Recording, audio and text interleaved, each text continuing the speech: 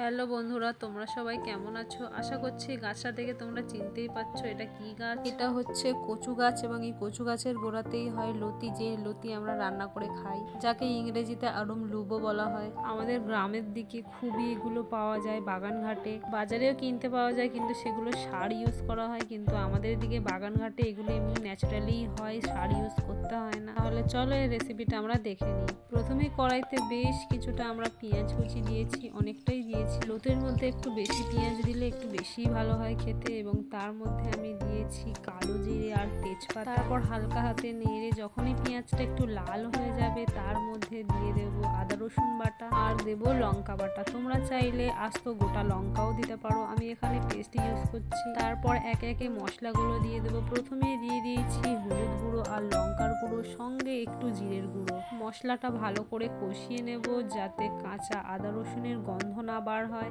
তারপর দিয়ে দেব আলুগুলোকে আমরা এখানে লম্বা লম্বা করে কেটেছি, কারণ লতিগুলোও লম্বা লম্বা। তারপর এর মধ্যে আমরা লতিগুলো দিয়ে দিয়েছি। লতিগুলো আগের থেকে ছাড়িয়ে পরিষ্কার করে রেখেছিলাম। বেশ অনেকটাই লতি নিয়েছি, কারণ এগুলো কমে একদম একটুখানি হয়ে যায়। তারপর খুব ভালো করে আমরা এটাকে কষিয়ে নেব। এখনই খুব ভালো করে কষিয়ে নিতে হবে, কারণ লতি গলে গেলে আমরা আর ভালো করে নাড়তে পারবো না, তখন গলে পায়েসের মতো হয়ে যাবে একদম। তাই এখনই খুব ভালো করে কষিয়ে এর মধ্যে প্রয়োজন মতো আমরা জল দিয়ে কিছুক্ষণের জন্য ঢাকা দিয়ে রেখে দেবো।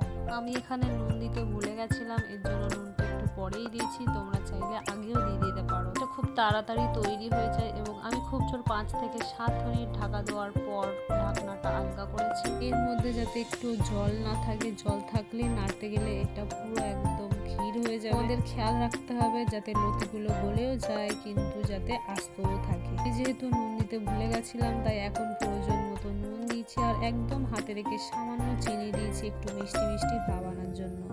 তারপর হালকা হাতে একদম নেড়ে নেবো, খুব বেশি নাড়বো না। আমি আগেই বলেছি যে খুব বেশি নাড়া যাবে না, নাহলে এটা পুরো একদম ঘেটে যাবে। এটা আমাদের বাড়ির কড়াইতেই রান্না হয়েছে, তোমরা দেখেই বুঝতে পারছো।